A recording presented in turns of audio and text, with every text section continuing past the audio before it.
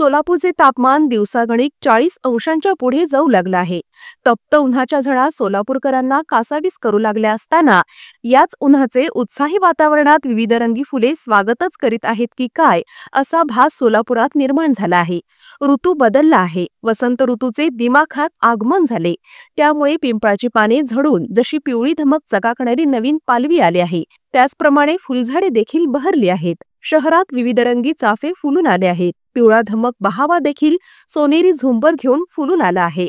महाराष्ट्रीयन वृक्ष असलेला ताम्हण वृक्ष फुलांनी डवरून आला आहे। गुढीपाडव्याला गुढीसोबत ज्याचे तोरण बांधले जाते अशा लिंबाला देखील भरभरून मोहर आला आहे। कणेरी, जट्रोफा, गुलमोहर, बॉटल ब्रश, मोगरा अशा अनेक फुलांनी निसर्गाचा रंगोत्सव सुरू असल्याचे दिसते। पहा निसर्गाची ही सप्तरंगी फुलांची रंगपंचमी।